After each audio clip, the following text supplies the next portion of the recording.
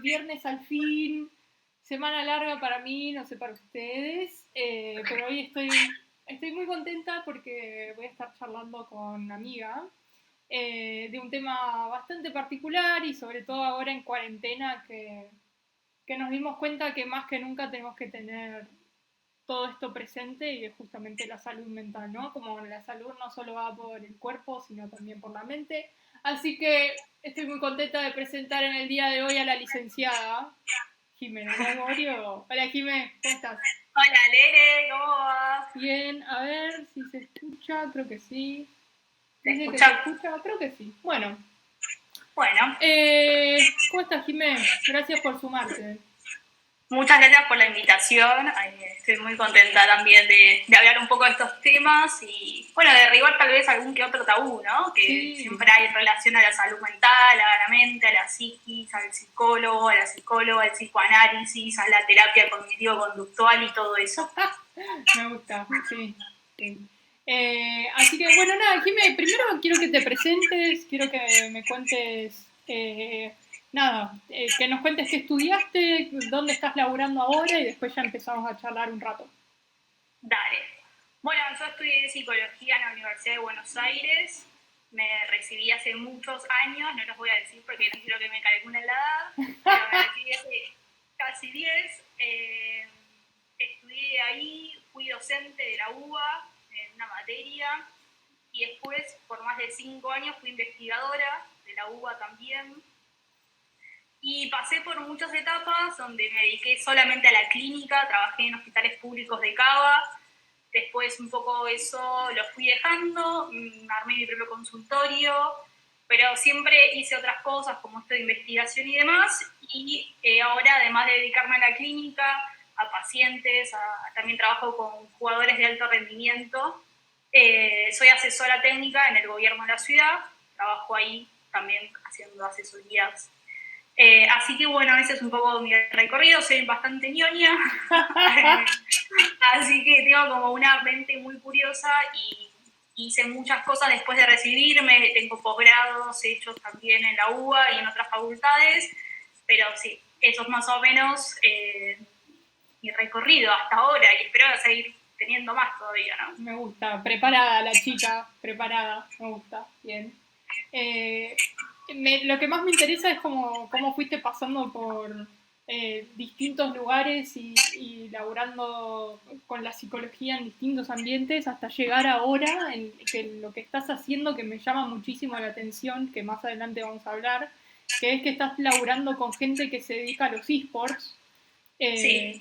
La gente que me mira o que sigue mi Twitter sabe que soy muy fan de los esports, yo soy una enferma de jugar al Counter. De hecho, después de esto ya empiezo a jugar, pero está buenísimo que como que hayas llegado hasta ese punto y después te voy a empezar a hacer preguntas con respecto a eso porque me interesa. Eh, pero bueno, empecemos a charlar un poco de las cositas que creo que un poco a todos y a todas nos interesan y es, digamos, la salud mental en cuanto a... me gustaría hacer como preguntas más bien puntuales, ¿no? Y después vamos indagando un poco. Para mí hay algo que es como muy clave y creo que sobre todo porque por lo menos a mí me afecta muchísimo, es el tema del síndrome del impostor. Eh, y creo que hasta recién medio que te estaba abrazando un poco a vos antes de empezar esto. Eh, Así que nada, me gustaría saber cómo, digamos, cómo uno puede, digamos, aprender a manejar esa sensación de todo el tiempo sentirse como incómodo, sentirse que no, digamos, no encontrar su lugar en donde está a nivel laboral o frente a distintos, no sé, de distintos, no sé, como challenges, qué herramientas podemos tener o cómo se puede, digamos, empezar a sentirse al menos un poquito más cómodo. ¿Qué podemos hacer? Bueno, me gustaría empezar diciendo que es un poco el síndrome del impostor, ¿no? Porque tal vez hay gente que nos está escuchando y que dice, ¿qué es eso? ¿De qué están hablando estas dos?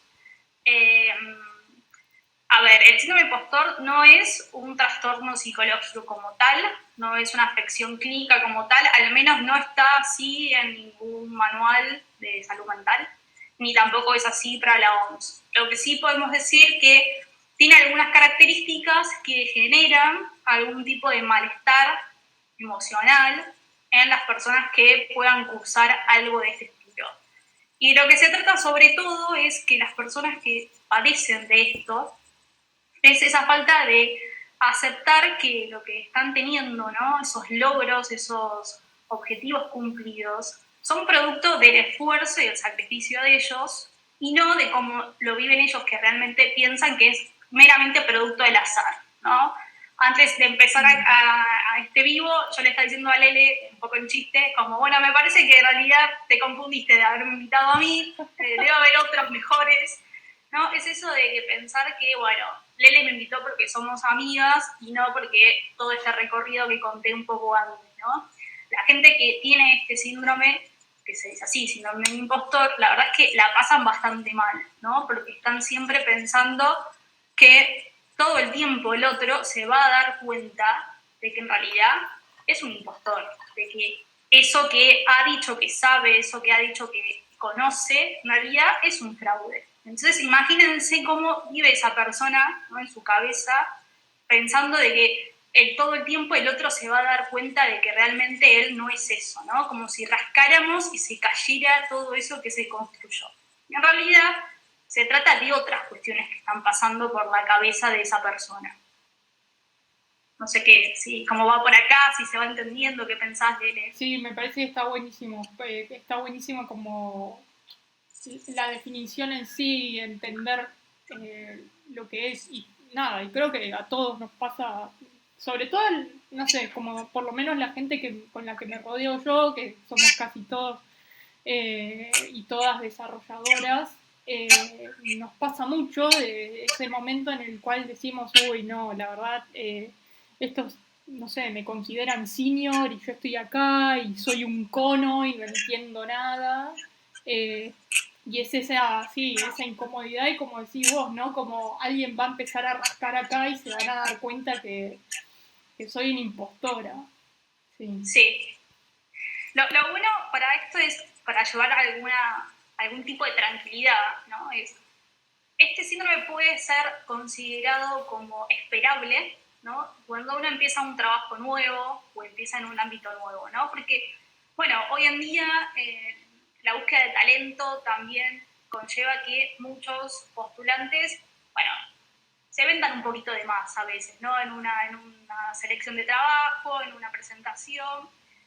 Entonces, las primeras semanas es un poco esperable que cuando alguien ingresa a un nuevo equipo se sienta un poco así, ¿no? Como, bueno, mentí un poco de más en el currículum, dije que esto era avanzado y en realidad estoy en un intermedio bajo, ¿no? A todos nos pasa, ¿no? Que en ese momento de querer entrar en esa empresa uno empieza y se saca todas las flores y está ahí con todas sus plumas y después se encuentra con la tarea y dice, esto lo tengo que googlear. Y está bien, digamos, ¿no? El problema está fundado cuando esto es casi crónico, ¿no? Como que todo el tiempo esa vocecita interior está presente y latente y dice... Entonces, las primeras semanas es un poco esperable que cuando alguien ingresa a un nuevo equipo se sienta un poco así, ¿no? Como, bueno, mentí un poco de más en el currículum, dije que esto era avanzado y en realidad estoy en un intermedio bajo, ¿no? A todos nos pasa, ¿no? Que en ese momento de querer entrar en esa empresa uno empieza y se saca todas las flores y está ahí con todas sus plumas y después se encuentra con la tarea y dice, esto lo tengo que googlear. Y está bien, digamos, ¿no? El problema está fundado cuando esto es casi crónico, ¿no? Como que todo el tiempo esa vocecita interior está presente y latente y dice, esto lo conseguiste por suerte, esto en realidad no sos tan genial. Esto en realidad suele pasar en posiciones de bastante seniority, para decirlo de una manera, y también mucho en el mundo de la academia, ¿no? Acá entran todas esas figuras que empiezan a estudiar compulsivamente, se sacan un 10, ¿no? La nota máxima que tengan en su facultad, en su país, y terminan diciendo, no, bueno, pero porque me tocó el tema fácil. No, no te tocó el tema fácil, habías estudiado. Y este síndrome también se ve mucho, a mí me llega bastante en mi consultorio, ¿no? en pacientes que empiezan en algún momento a soñar que realmente no están recibidos, ¿no? Es como un patrón que vengo como escuchando hace bastante, que vienen al consultorio angustiados, no, porque soñé que me llamaban de la universidad y me decían que en realidad se habían equivocado, que no tengo el título porque me faltan 2 materias o cosas así. Y en realidad lo que se está poniendo como en juego ahí es esto de que, bueno, no podemos saber todo de todo, ¿no? El todo no es abarcable, el todo tiene una parte que siempre va a estar ahí, ¿no? Que nos va a faltar para llegar a esa completud. Y entender un poco esto es una manera de poder posicionarse frente a estas situaciones donde nos sentimos un poco retados a emprender cosas nuevas y sentimos que se van a dar cuenta en que en realidad no sabemos nada.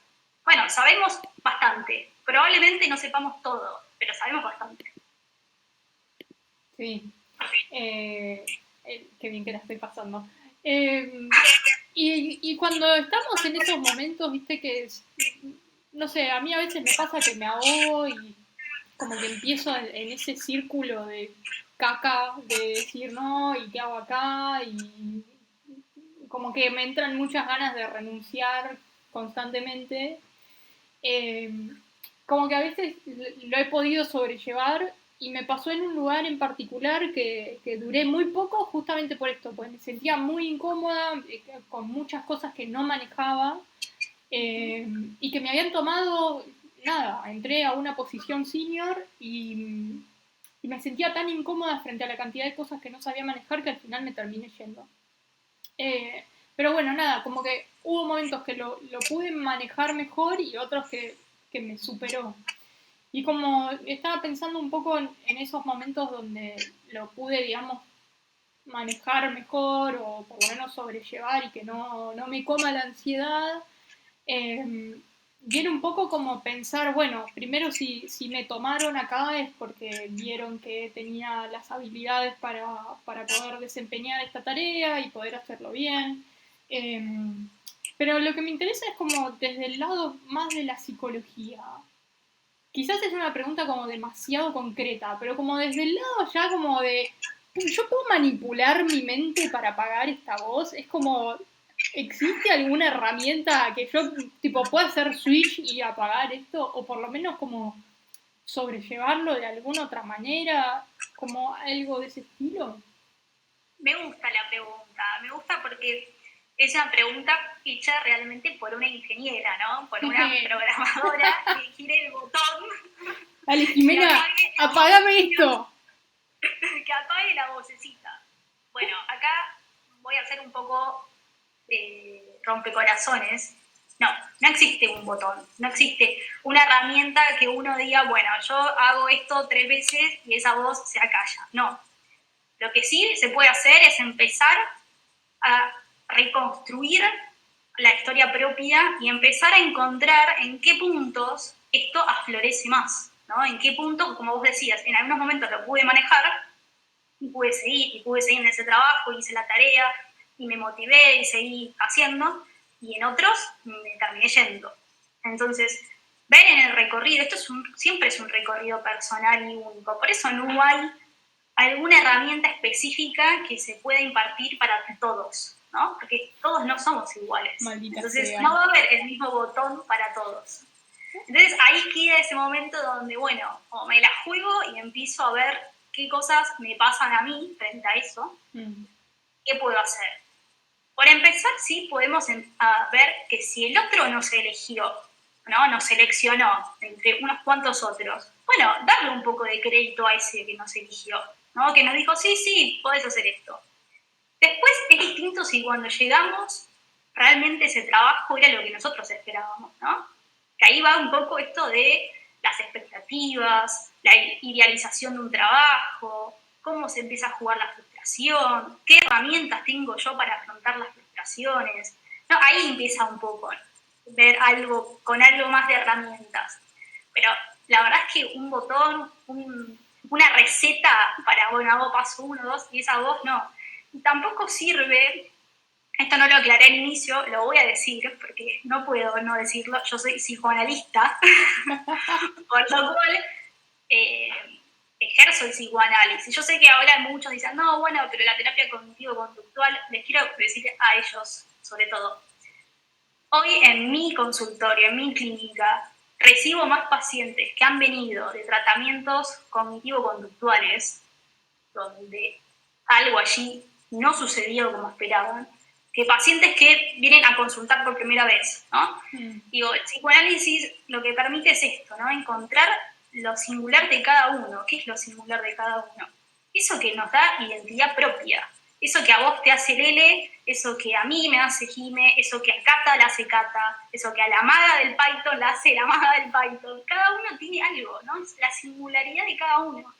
Y eso es lo que hay que empezar a ver, porque en algunos momentos eso brota más, ¿no? Ese síndrome del impostor, ese síndrome de sentirse que es un fraude frente a diferentes hechos, y en otros no, ¿no? El síndrome del impostor puede estar en un trabajo, en la academia, en los vínculos sociales o en todas las esferas, ¿no? Esos serían los casos más graves, ¿no? Donde todo el tiempo se piensa que tiene uno una máscara, que no es genuino.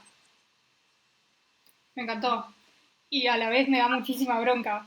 Porque yo tenía ganas de hacer como, listo, reina, 1, 2, 3, el algoritmo es así, asá, bye bitches, pero no, bueno, sí. Bueno, era de esperarse igual, ¿no? Como no es algo tan sencillo y creo que, nada, llevándolo como un poco más a la parte sistémica, creo que es una cuestión de iterar sobre cada uno y empezar a tratar de entender qué es aquello que te detona en esos momentos y decís, chavo, a la mierda, renuncio, no puedo más. Sí. Contrario a que sabes que quizás lo manejaste mejor. Un poco me estoy hablando a mí misma en este momento. Muy bien, muy bien. Está bueno a veces hablarse uno mismo, ¿no? Porque, digamos, los que tienen el síndrome del impostor tienen una fuerte autocrítica, ¿no? Tienen lo que nosotros en el psicoanálisis llamamos el super yo, ¿no? Que a veces piensan, bueno, ¿qué es el super yo? El super yo es la parte más mala de uno mismo, para decirlo así, muy sencillo. Si hay un psicoanalista al otro lado, me está diciendo qué está diciendo esta chica, pero bueno, lo quiero transmitir, digamos, no voy a sacarlo del libro de después voy acá. Le digo, el superpoder es la parte más cruel de uno, ¿no? Es el que siempre te está marcando, no, te salió mal, no, te faltó. El otro lo es mejor que vos. Todo el tiempo ahí marcando. ¿Qué hace un poco el análisis, ¿no? El psicoanálisis. Ir con un analista. Bueno, acotar un poco eso, a callar esa voz del super yo y empezar a escuchar otros discursos, ¿no? Ver qué pasa con el ello, que es la parte más emocional de uno, qué pasa con el yo, donde están las representaciones de uno, ¿no? Entonces, un poco es eso, el exceso de autocrítica y la falta de poder reconocer que los logros no son solamente del azar. Una vez podés haber tenido buena suerte, pero la buena suerte en realidad, una linda definición que yo me inventé, ¿no? Es esto de pensar que la buena suerte es producto del esfuerzo y del sacrificio de cada uno, ¿no? Era una oportunidad, la tomé, hice algo con eso y tuve mi resultado. No es simplemente de, bueno, como si fuera un peluchito de esas máquinas, viste, que te sacan y te ponen lado. Bueno, puede haber uno que tal vez tuvo suerte de ser el peluche de ahí, pero en general todos hacemos algo. ¿Fuiste a la universidad o no? ¿Te leíste un curso online o no? Digo, no es solamente producto del azar. Uno no consigue esas cosas porque, bueno, se dieron así. No, hay esfuerzo, hay sacrificio. ¿Te veo leyendo algo? Sí, perdón, estaba mirando para arriba porque tengo 2 preguntas, pero antes de hacértelas, quería que para la gente que capaz no sabe tanto de psicología o capaz no tiene a alguien al lado que sabe de psicología, me gustaría que me cuentes la diferencia entre TCC y el psicoanálisis en sí. Bueno, a ver. Por empezar, todos los psicólogos y psicólogas... ¿Qué pasó? No. Ok. Todos los psicólogos y las psicólogas estudiamos la carrera de psicología. Dentro de la carrera de psicología hay diferentes orientaciones para ejercer la clínica, ¿sí? Está el psicoanálisis, el TCC, que es la terapia cognitivo-conductual, está la sistémica, está la Gestalt y otras, ¿no? ¿Cuál es la diferencia central entre el psicoanálisis y la terapia cognitivo-conductual? A grandes rasgos lo que voy a decir es que el psicoanálisis plantea de que el síntoma, ¿no? Que va a ir un paciente y dice, me pasa esto. Ese síntoma para el psicoanálisis está en lugar de otra cosa. Eso representa otra cosa. Entonces, Y para la terapia cognitivo-conductual sería, bueno, solucionemos el síntoma y la vida fluirá. Para el psicoanálisis, no. Para el psicoanálisis el síntoma es un enigma, es un interrogante que junto con el paciente se va a ir desarmando, se va a ir analizando y eso va a dar múltiples variantes de lo que está sucediendo.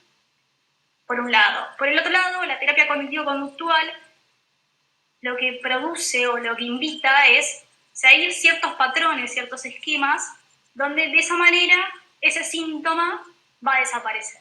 Para el psicoanálisis, como dije antes, y ahí puedo seguirme un poco en lo que vengo diciendo, no hay una receta o una prescripción para todos igual. Porque el síntoma de una persona puede ser una cosa y otra persona puede venir con el mismo síntoma. Por ejemplo, que no quiera comer, ¿no? Pero para uno eso puede estar en lugar de una cosa y para el otro paciente en lugar de otra.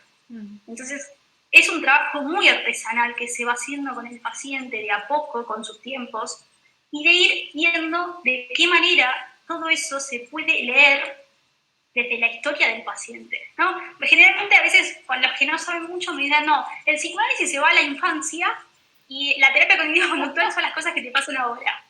No sé, yo jamás le pregunto a alguno de mis pacientes o los pacientes que vienen a consultarme, bueno, ¿qué te pasó cuando tenías 5 años? Jamás, nunca hice esa pregunta. Nunca. Que el paciente solo me hable cuando tenía 5 años, bueno, el paciente quiere hablar de cuando tenía 5 años. Pero yo no estoy preguntando, bueno, ¿y a los 6? A los 7. Decime qué te pasó a los 7. No. A los 6 y medio, no a los 7. Jamás. Y nunca les pregunto, bueno, ¿y en la infancia? No. Y solamente aparecen los recuerdos, aparecen. Yo sé que vos vas a una gran, bueno, ahora estamos en cuarentena, pero cuando no estamos ibas a ser una gran psicoanalista, excelente, una de las mejores que tenemos en la Argentina, no soy yo, pero es una de las mejores que tenemos, y estoy segura que jamás te habrá preguntado qué pasó cuando tenía 5 años. Me preguntó qué pasó cuando tenía 4, no, mentira. Se me caía la teoría, igual sabía que no iba a suceder porque la conozco. Bueno, no. te voy a hacer las preguntas que hay en el chat y después ya seguimos. Dale. Nos dicen acá, bueno, hola, buenas tardes, por favor. ¿Cómo podemos tratar entre comillas, el miedo o combatirlo? Dice, no me siento capaz de realizar alguna tarea, miedo a fracasar o falta de confianza. Bien. A ver, para empezar tendríamos que empezar a hablar de qué es el miedo para esta persona que nos está preguntando, ¿sí? Porque para mí el miedo puede ser una cosa y para él o ella, que está haciendo la pregunta, es otra cosa. Uh-huh. El miedo a fracasar, a grandes rasgos puedo decir que podemos revisar qué expectativas tenemos frente a esa tarea, ¿no? Porque a veces las expectativas están tan altas. Eso me pasa mucho con los equipos que yo trabajo de sport, ¿no? Que tienen unas expectativas por las nubes. Y es como, y bueno, probablemente que ahí algo pase, ¿no? Que esa expectativa no se pueda cumplir y se sienta la sensación de fracaso. Por otro lado, vivimos en un mundo actual, moderno, donde estamos todo el tiempo estimulados a hacer cosas nuevas, ¿no? La mayoría de nosotros aprendemos. Si no es porque tenemos que hacer una cosa online que es nueva o porque aparece una nueva app y la aprendemos a usar, entonces estamos todo el tiempo aprendiendo cosas nuevas, estamos todo el tiempo estimulándonos a aprender cosas nuevas, que bueno, ahí también aparece un poco el fracaso, porque la cabeza también se satura y llega un momento en el que ya no puedo más con esto, no me sale, y ahí, bueno, ver qué pasa, bueno, es porque estoy sobresaturada, es porque estoy cansada, es porque esto realmente no me interesa, ¿no? Ver ahí un poco. A la que nos preguntó o al que nos preguntó sobre esto, bueno, revisar qué es el miedo, frente a qué tareas, ¿no? Está esta sensación, emerge esta sensación. ¿Y qué pasa en él o en ella cuando algo lo vive como fracaso? ¿No? ¿Cómo lee esa escena de fracaso? La lee desde un lugar donde no se va a poder avanzar, desde un lugar donde quedan restos. ¿Cómo leer esa situación? ¿Sí? Siguiente pregunta. Me encantó, está buenísimo. Me siento muy cómoda. Quizás este streaming dure un poco más y bueno, esta sea mi sesión. Por ahora a Carlos lo dejamos donde está. Sí, me gustó lo que dijiste de las expectativas, porque yo voy a hablar por mí, ¿no? Y a mí muchas veces me pasa que yo con los trabajos tengo como mucha expectativa y en el momento en el que no se cumplen, viste, es como, y te empezás a bajonear. Y también el hecho, recién decía, hablaban un poco del miedo a la, como, creo que decía miedo a fracasar.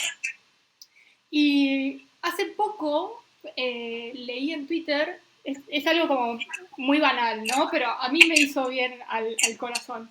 Leí en Twitter una chica que decía que cada vez que se enfrenta a un bug, que es un error en el código, en vez de pensarlo como, uy, qué paja, tengo que resolver este muerto, andás a ver cómo lo resuelvo, como en vez de afrontarlo con una actitud negativa, la piba pensaba, bueno, voy a ver qué puedo aprender de esto.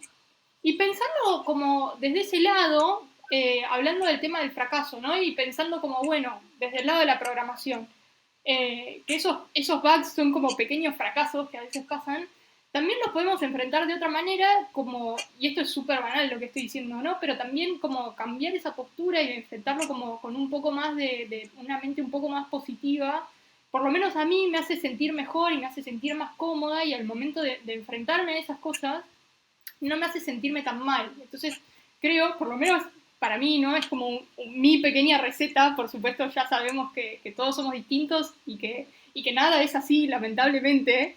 Sí. Quizás como ante esas cosas nada, que tienen miedo a fracasar, tomarlo quizás como no un fracaso, sino como qué puedo aprender de esto a lo que me estoy enfrentando. Entonces, no sé, tiro esa, pensalo, reflexión. Quiero decir algo de esto que dijiste, porque me parece muy interesante, porque sé que en la comunidad de ustedes, en Chicas Programando, incentivan que muchos otros, u otras, u otros, aprendan a programar, ¿no? Y me parece muy interesante lo que planteó la otra chica que vos leíste del Twitter. Que el aprendizaje es continuo, ¿sí? Es como decía yo antes, no se sabe todo, ¿no? Incluso vos que estudiaste una carrera, yo estudié otra, nadie puede decir que se fue a presentar en un examen sabiendo todo. Es imposible, ¿no? Como no nos daría la cabeza para el todo.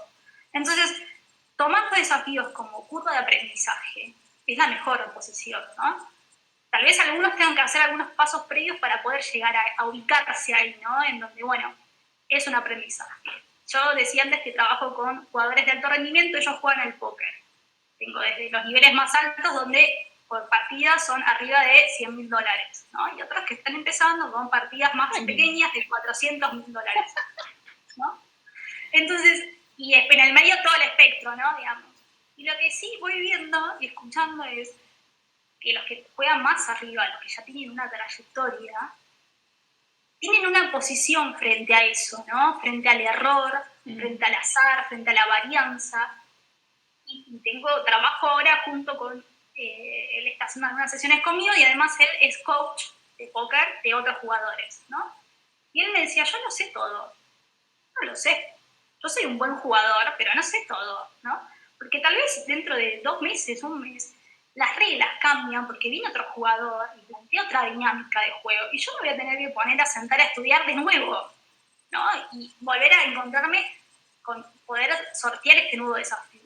Me parece clave eso. Incluso la posición más seniority tiene que seguir aprendiendo, ¿no? Y algo que quería decir también es que hace poco leí en Twitter también, no me acuerdo quién lo había puesto, algo que le había llegado un mail que decía de 0 a senior en 6 meses, una cosa así creo que era, ¿no? Como de cuestiones de programación, ¿no? Bueno, y saltó diciendo que esto no es verdad, etcétera, etcétera. Estoy de acuerdo, no es verdad. Nadie puede adquirir y hacer una aprehensión de conocimiento en 6 meses.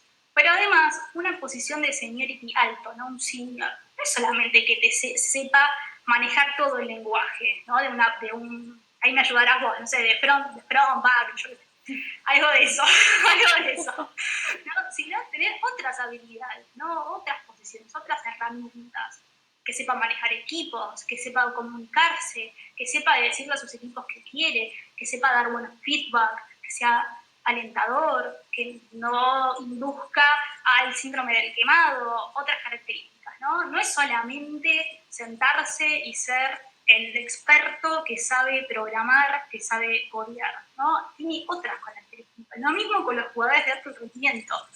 Alguien se puede saber todas las tácticas para jugar al póker, pero tiene que tener otras herramientas, tiene que tener otras habilidades para poder enfrentar ese juego. Buenísimo. Me encantó. Me encantó.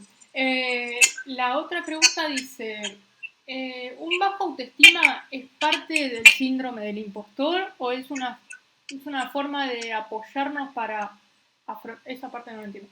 ¿O es una forma de apoyarnos para afrontar este problema? ¿Un bajo autoestima es parte del síndrome del impostor? En general, la gente que tiene síndrome del impostor es bajo en autoestima. Yo creo que no. Yo creo que la baja autoestima va por otro lado. Yo creo que el síndrome del impostor tiene esta cuestión que es que no puede aceptar su propio recorrido, que no acepta que ha hecho mucho para llegar ahí, ¿no? Que tiene una autocrítica, que no acepta elogios, que piensa que el otro se va a dar cuenta de que él es un fraude. La baja autoestima es otra cosa, va por otra vía, ¿no? Yo creo que el síndrome del impostor, para poder entender por qué una persona está en ese lugar, o por qué una persona se posiciona en ese lugar, elige estar en ese lugar, que es un lugar que puede ser muy mortífero, ¿no? Que puede generar mucho padecimiento, mucha angustia, que en estadios más avanzados puede dar ansiedad, depresión. Hay que hacer un trabajo de lectura de por qué la persona se posiciona ahí, ¿no? ¿Por qué elige ese lugar?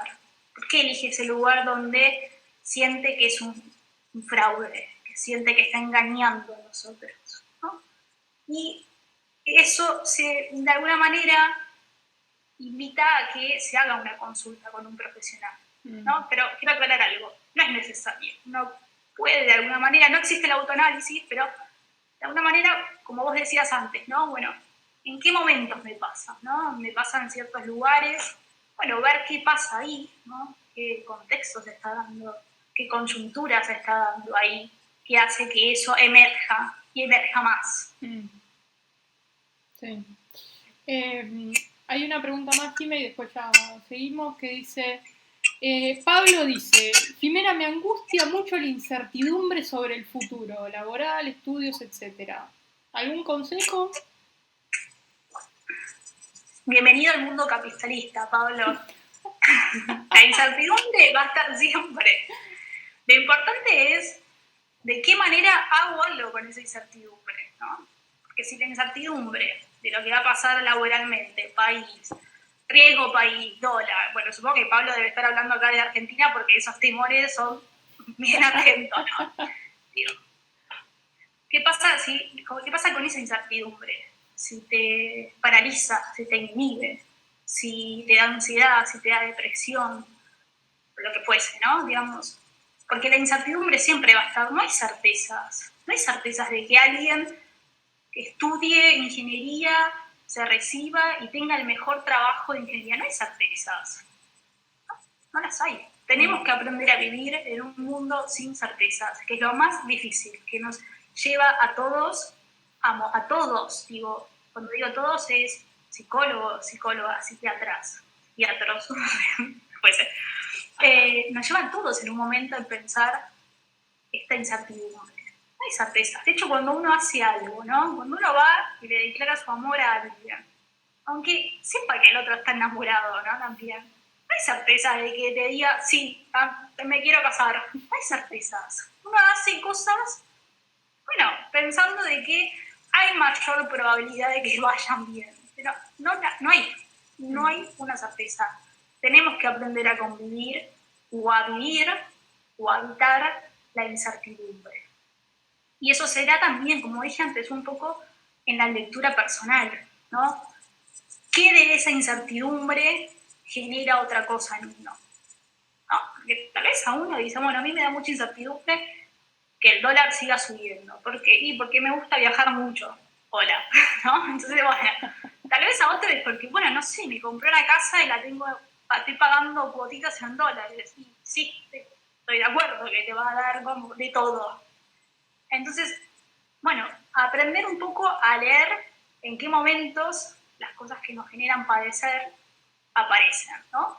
Y reconocer que vivimos en un mundo donde no hay certezas, donde la incertidumbre está a la vuelta de la esquina, donde la coyuntura es cambiante y que el mundo avanza muy rápido y que a veces nosotros no podemos asimilar del mismo modo o la misma velocidad que pasan las cosas. ¿Sí? Nosotros tenemos un tiempo de asimilar, porque el aparato psíquico no solo asimila, sino que tiene que acomodar eso, ¿no? Entonces, no puede asimilar que están pasando un montón de cosas. El COVID, ¿no? Asimilamos que tenemos que estar en nuestras casas encerrados. Sí, bien. Eso nos llevó un tiempo, no solo asimilarlo, sino a acomodar nuestro cuerpo a eso, ¿no? A estar en nuestras casas, a salir con barbijo, a lavar todo, que eso también habrá desencadenado alguna que otra cosilla en algunas que otras personas, ¿no? Yo ahora me pregunto, ¿qué va a pasar cuando salgamos de nuevo, ¿no? Porque es probable que se dé el síndrome de la caverna, del cual tiro el título. Me encanta. Si interesa, dale con de todo. Programaremos otra entrevista, ¿no? Pero, ¿qué va a pasar cuando salgamos ahora? Es la pregunta, ¿no? Porque nos acomodamos a vivir en cuarentena 3 meses, vamos, ¿no? ¿Qué va a pasar cuando tengamos que volver a salir? ¿Cómo se va a volver a acomodar ese cuerpo afuera? Incertidumbre. Nada, Pablo, te abrazo desde acá. Todo estará bien. Una cosa más que le digo a Pablo. Pablo, si la incertidumbre está generando sensaciones que son difíciles de transitar, las que pueden ser angustia, ansiedad, temores, es preferible que hagas una consulta con quien vos consideres, que pueden ser a veces algunas entrevistas. Una consulta no tiene que ser años yendo a hablar con un psicólogo, pueden ser algunas consultas para poder identificar en qué momento esa incertidumbre se hace más molesta. ¿Sí? Digamos, frente a la incertidumbre hay salida también, ¿no? Vamos a dejarle ese mensaje a Pablo de que hay algo por hacer. O sea, más allá de que no hay certezas, pero sí se pueden hacer actos, acciones. Che, Jime, ahí me ganaste medio de mano porque mi otra pregunta era como en qué momento me doy cuenta que como que ya estoy desbordada y necesito ayuda profesional, como hay gente que lo sigue transitando así como solos, pero, o sea, ¿en qué momento tenés que o conviene ir a hablar con vos, persona profesional, o con un profesional? ¿Cuáles serían como esos disparadores que hay que tener como atención y frente a esas quizás banderitas decir, bueno, quizás estaría bueno charlar con alguien que sabe de verdad? Mira, si ya en un momento uno se autopercibe como desbordado, yo ya creo que esa es una buena señal. Por otro lado, también pensarte que puede entrar dentro de lo que vamos a llamar, esta palabra que mucho no me gusta, pero la normalidad, ¿no? O lo esperable, mejor. Es que a veces hay cosas que no podemos manejar solos, ¿no? Que hay situaciones que generan que necesitemos a un otro. Y ese otro a veces no es ni la familia, ni los amigos, ni los compañeros de trabajo.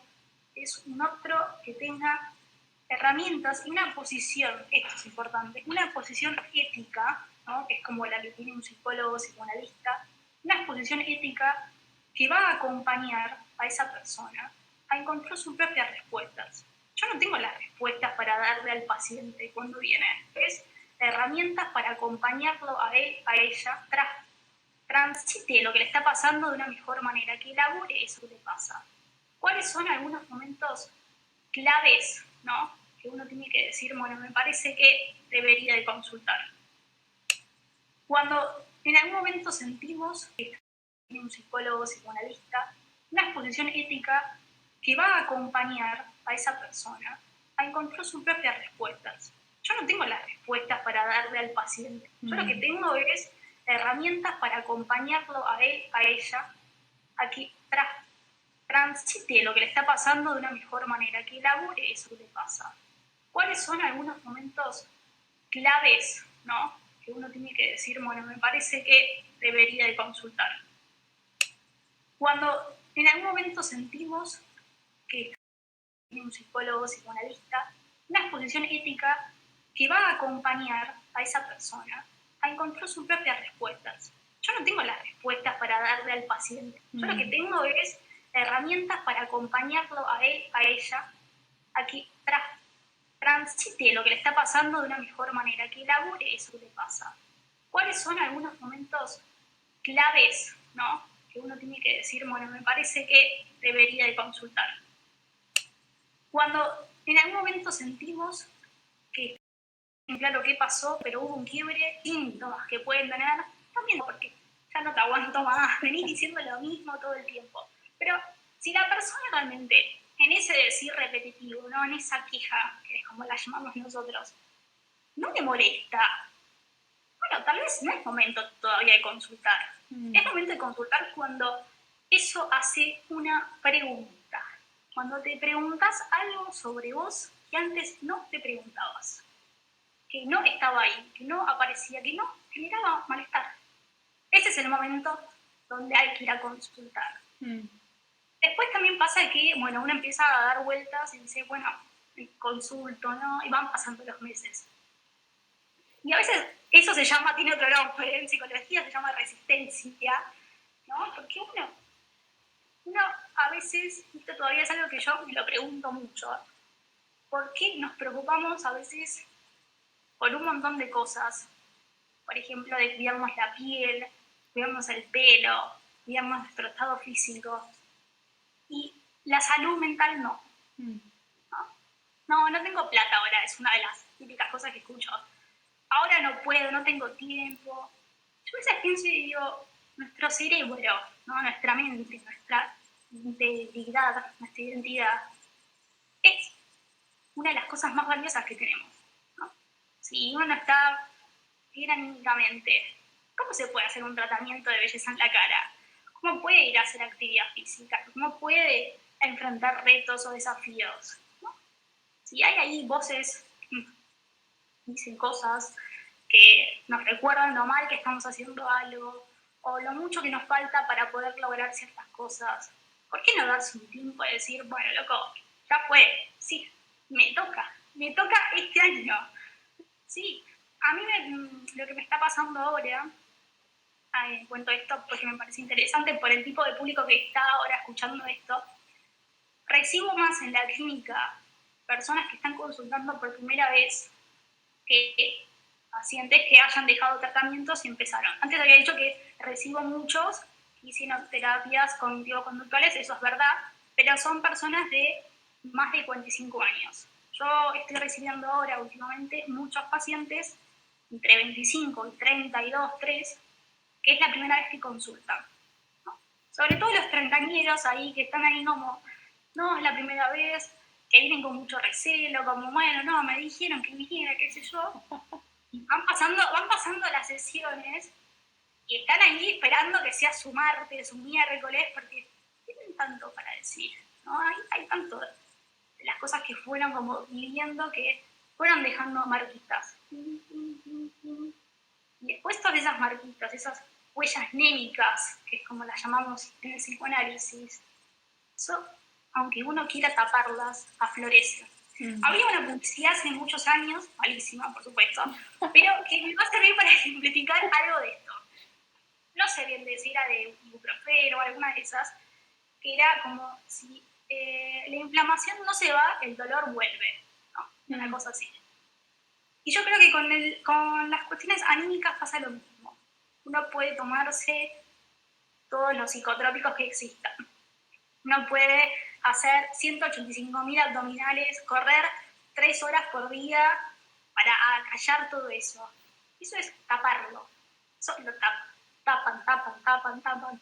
Y un día, te lo juro, eso es un volcán. Eso es cuando ya llegan al consultorio que no pueden ni decir 2 palabras y yo estoy ahí pasando pañuelito para que pueda algo de la palabra circular. ¿Qué recomendación les puedo dar? No tapen tanto, ¿no? Porque todo lo que se fue explota. Y es mejor eso agarrarlo un poco antes, ¿no? Porque los momentos donde hay mayor explotación, la persona sufre más. Aguantó, y eso... Y no es esa sensación que algunos creen, bueno, de liberación, ¿no? Porque es como una canilla que no para. No, eso es algo que está todo no ligado, que hay que hacer un trabajo más profundo, hay que empezar a unir palabras, hacer oraciones, poner estados en la emoción. Entonces, ¿cuándo es momento de disfrutar? Siempre que la persona lo decida, ese es el mejor momento, claro que sí. Pero cuando hay sensaciones que antes no se tenían, bueno, ir a ver qué pasa. Animarse a entrar a lugares un poco oscuros. Sí, total. Y aparte también es como que al final estás medio posponiendo conocerte más a vos. Digo, te vas a enfrentar con un montón de cosas, pero al fin y al cabo como que sos vos, te enfrentás a vos. Y capaz está bueno dejar de posponer la alarma y ir a ver qué pasa. Es una historia que te pertenece, claro, que tendrás que mirarte. Hay otra pregunta que dice, a ver, no sé si hablaron en los primeros minutos al respecto, pero quería saber algunas claves para poder trabajar el síndrome del burnout. A principios de año lo sufrí y estoy saliendo lentamente de ello, pero a veces me decaigo y además lleva tiempo recomponerse. Terapia ayuda muchísimo, pero quizás haya otras cosas que yo pueda hacer en el día a día para sentirme mejor.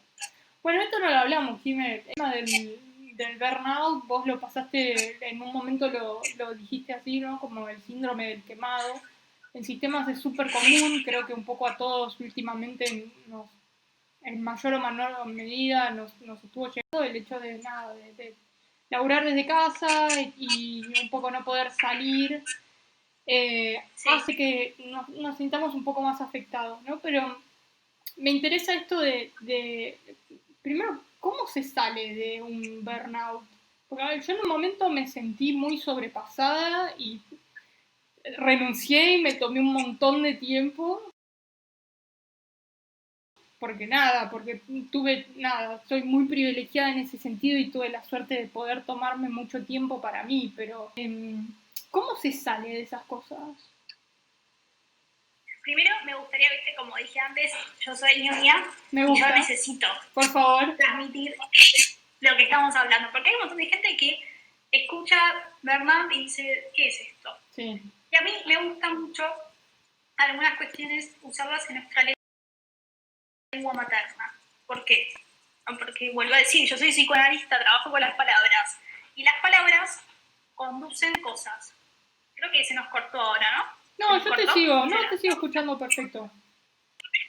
Las palabras conducen cosas, tienen carga. Entonces, si nosotros pensamos algunas de las adaptaciones para el síndrome del burnout en español, son el síndrome del quemado, el síndrome de la fatiga o el síndrome del desgaste ocupacional.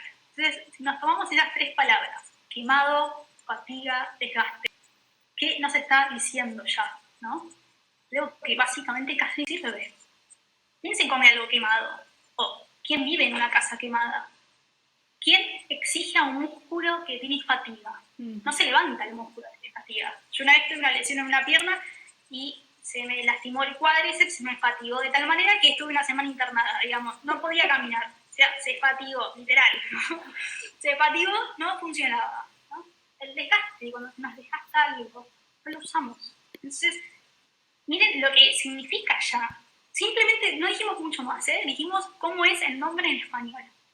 ¿No? Me parece muy interesante. Y otra cosa que me pareció muy interesante, Lele me propuso hablar de este tema y yo ya dije varias veces, lo voy a decir, soy ñoña, entonces me puse a investigar un poquito más porque quería saber cuál era, como recordar cuál había sido la historia del nombre, cómo se fue creado y demás.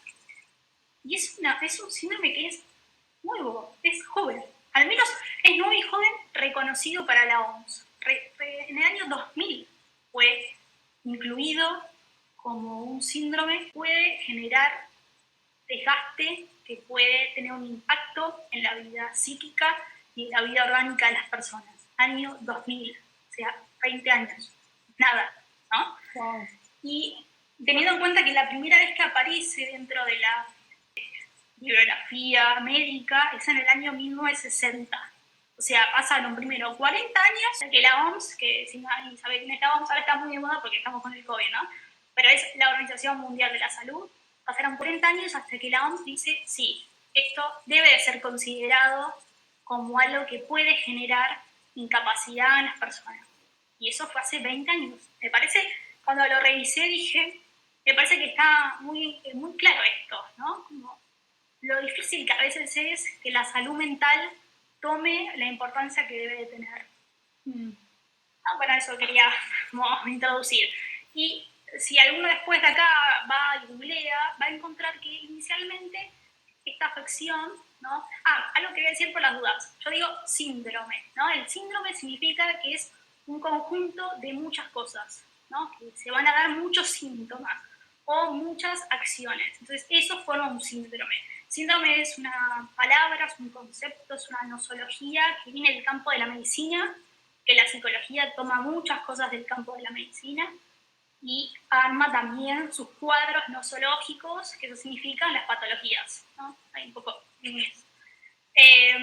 decía, ¿no? Van a encontrar que inicialmente este cuadro se relacionaba a los que pertenecían al campo de la salud, ¿no? A los médicos, a los enfermeros, a los psicólogos, porque estaba muy ligado a un desgaste en la vocación, ¿no? Entonces, si bien estadísticamente es cierto que los médicos, más del 50%, es altísimo esto, en algún momento de su vida profesional tienen síndrome del quemado, y dentro de los médicos, los que están trabajando en la urgencia o trabajando en la terapia intensiva, son los más afectados, seguidos por los psicólogos, ¿no?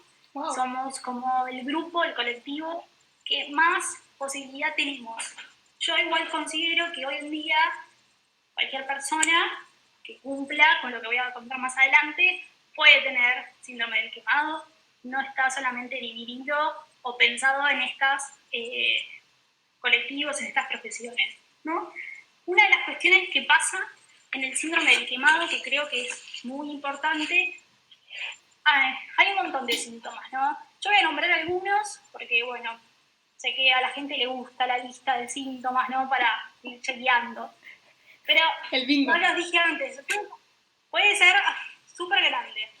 Puede haber agotamiento, sensación de fracaso, desmotivación, nerviosismo es algo que aparece mucho, junto con la agresividad que se puede dar en el equipo de trabajo, dificultad para concentrarse, ganas de faltar al trabajo y efectivamente faltar, aburrimiento, etcétera, etcétera.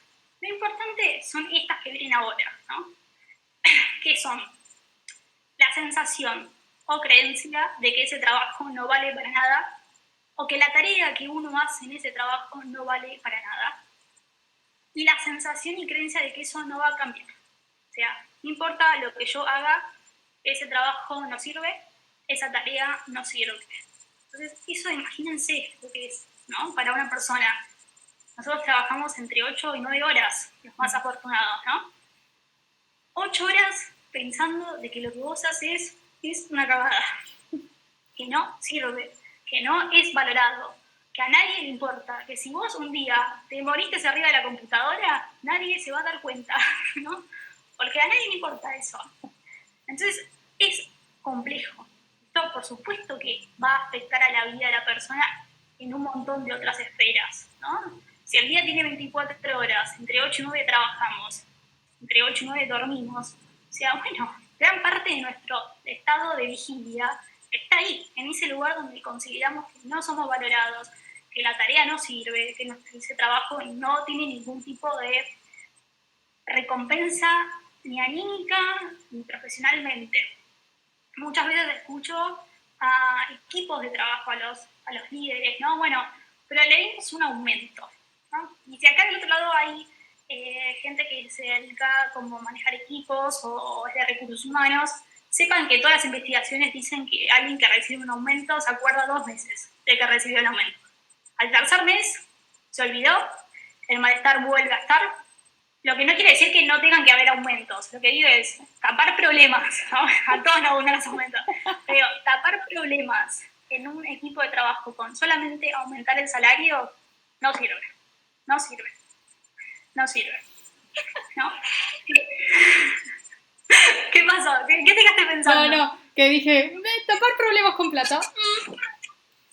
Tapar problemas con plata. Uno piensa que la plata va a motorizar ahí. Sí, probablemente sí, un mes, 2 meses. Sí. Después el problema va a estar, porque yo antes dije, bueno, un poco que era el síndrome del quemado. Dije algunos de los síntomas, ¿no? Pero pensemos por qué surge, ¿no? ¿Por qué se da el síndrome del quemado? Particularmente se da porque el estilo o la cultura organizacional de esa empresa, digamos, el clima laboral o la cultura de ese lugar invita o facilita que sus equipos, que sus talentos tengan burnout, ¿no? Que tengan el síndrome del quemado. ¿Cómo se da esto? Sobre todo en equipos donde quien sufre esto tiene una sobrecarga de las tareas. Y no solamente tiene una sobrecarga de las tareas, sino que a nadie le importa que esa persona tiene una sobrecarga de tareas, ¿no? El resto del equipo dice, sí, bueno, que se les arregle, ¿no? Entonces vos ves a tu compañero de trabajo desbordado, de trabajo, de tareas, de requerimientos, y a nadie le importa eso. Eso está ahí. Bueno, que se las arregle. Es su puesto y él tendrá que ver, o ella tendrá que ver qué hace con eso, ¿no? Después se da también esto de que no hay posibilidad de diálogo, ¿no? Con jefes, con equipos, no hay posibilidad de que esa persona pueda manifestar lo que le está pasando. Entonces todo eso va quedando, ¿no? Como dije antes, se lo va comiendo. Y también se dan 2 características más que me parecen muy interesantes, que son, por un lado, una dificultad para que la persona pueda ser autogestiva, ¿no? No todo lo contrario, se da en equipos donde hay mucha rigidez, donde las personas tienen que hacer la tarea de la manera en que se las dan, digamos, paso 1, paso 2, paso 3, la persona no puede ahí probar, a ver, bueno, yo te llevo el resultado final, pero déjame que yo haga mi caminito. No, eso no se puede en estos equipos de trabajo y hay muy mal clima laboral, ¿no? El clima ahí es tenso, no hay posibilidad de risa, no hay posibilidad de cómplices. En un momento hubo tantos trabajadores con este síndrome, que empieza a aparecer esto de que estas posiciones de Scrum Master, no sé si las conoces, Lele, sí. Bueno, que básicamente lo que hacen es, bueno, median entre los seniorities más altos, mandos medios, y le dicen, ¿qué es lo que querés? Bueno, ¿querés esto? Y van al equipo y le dicen, bueno, quieren esto y háganlo como quieran, ¿no? El autoconocimiento, la autoevaluación. Ustedes hagan, creen, y está esta persona ahí mediando como, no, frena, no lo vamos a hacer a tu manera. Ellos lo van a crear, ellos van a hacer los procesos iterativos, ellos van a hacer los sprints, ellos van a crear, te van a dar el producto, vos lo vas a probar, vas a poder decir si te gusta o no, pero no lo van a hacer como vos querés, con tu receta. Ellos van a usar su receta, sus modos. Eso hizo que los equipos bajaran un poco la tensión, ¿no? Porque el síndrome del quemado es esto, una rigidez muy fuerte. Antes en las preguntas, porque me gusta responderlas, decía alguien que, bueno, le estaba costando salir y que quería algún tipo o algo, ¿no? Sí, que estaba haciendo terapia, sí, que dice, mira, te la leo de vuelta. Dice, quería saber algunas claves para poder trabajar el síndrome del burnout. Al principio de año lo sufrí y estoy saliendo lentamente de ello, pero a veces me decaigo y además lleva tiempo recomponerse. Dice que está haciendo terapia un montón, pero quizás haya otras cosas que pueda hacer en el día a día para sentirse mejor. Sí, fundamental es poder, cuando alguien se reconoce, nombra como que tiene el síndrome de quemado, poder ir a ese equipo de trabajo, a ese jefe o a ese equipo de recursos humanos y plantear la situación. Plantearla, decir, me está pasando esto necesita un cambio. El síndrome del quemado no se va a modificar si no se introduce el factor cambio, ¿no? Si la persona no vuelve a tener las riendas de esa situación, ¿no? Porque lo que siente es que todo está dado, todo está con pautas, y que él es como un muñequito ahí haciendo cosas, ¿no? Entonces, tiene que introducirse el factor cambio, tiene que haber algo que ahí se modifique. Esto es en el mejor de casos, ¿no? En el equipo donde Bueno, se sientan, discuten, hablan. Así esto no es posible, ¿no? Porque soy consciente también de que hay equipos, como dije antes, rígidos, cerrados, un poco más retrógrados, que no van a permitir que algo se cambie. Bueno, ahí nos toca pensar la salida, o sea, salir de ese equipo, ir a otro lugar. Y ahí creo que también en esto del factor cambio, la salida, se vuelve a jugar de nuevo esto que hablábamos antes de las expectativas, ¿no? Yo he escuchado varias veces en mi consultorio pacientes que ingresan a trabajar en lugares y en posiciones que no les gusta, sobre todo por las posibilidades que eso le va a abrir nuevas puertas, ¿no? Es algo que escuché muchas veces. Y es a qué costo, ¿no? Uno va a estar 2 años, año y medio, 3, en un lugar que no le gusta por la posibilidad, escuchen las palabras, posibilidad, ¿no? No hay certezas, dije antes, por la posibilidad de que eso es abra puertas. ¿No es mejor estar en un lugar que te abra menos puertas, pero que en ese lugar la pases bien, aprendas, te gusta? Tal vez no te abre todas las puertas que vos tenés en tu imaginario, pero te abre las puertas necesarias, ¿no? Entonces, hay algún tipo, o sea, hay una parte de responsabilidad de la empresa por las características que dije antes, pero también hay una responsabilidad propia de estar en ese lugar. El síndrome del quemado no es que un día uno se levanta y está así con todo esto que conté, ¿no? Es algo que se da lentamente, se va construyendo de a poco. La situación se va dando, es semana tras semana, mes tras mes, y a veces son años estar así, en un lugar con estas características, con estas posibilidades de rigidez, donde no hay posibilidad de ser uno, de ser creativo. Bueno, buenísimo. Estoy viendo si hay alguna pregunta más, pero yo no estoy viendo. Me voy a fijar si me tiraron algo por acá rápidamente. No, estamos bien. Bueno, estamos sobre la hora, Jimé. No pensé que o sea, no, creo que ninguna de las dos pensó que se nos iba a pasar tan rápido. A mí se me pasó volando y estuvo buenísimo. Y la verdad, ansío que pase la cuarentena para que nos juntemos en mi casa a tomar vino y charlar de todas estas cosas. Por supuesto, por supuesto. Esto no, esta invitación es hermosa, pero se cobra con un asado de balcón, ya lo sabés. Me gusta. Jimé, última cosa que me gustaría que nos pases es, ¿tenés alguna manera de contactarte en caso de que todo esto nos haya no sé, abierto un montón de preguntas y cosas que querramos charlar con vos? ¿Tenés algún correo que podamos dejar para que la gente te pueda contactar? Sí, puedo dejarles mi correo, que es, ahí se los vas a escribir. Sí. Bueno, es jimenalagorio@gmail.com. Ahí me pueden escribir. Y bueno, tengo un Twitter ahí, pero que claramente no lo uso mucho porque hasta se lo pasé mal, así que imagínense. Pero bueno, me pueden escribir por mail, no hay problema. De hecho, si algo quedó resonando, si algo, una pregunta y quieren avanzar sobre esto, me pueden escribir sin problema. Seguimos conversando. Si en algún futuro quieren de vuelta hacer algo así, porque tienen algunas preguntas sobre cómo afrontar carreras profesionales, sobre todo en el mundo de la tecnología, donde hay por momentos mucha competencia,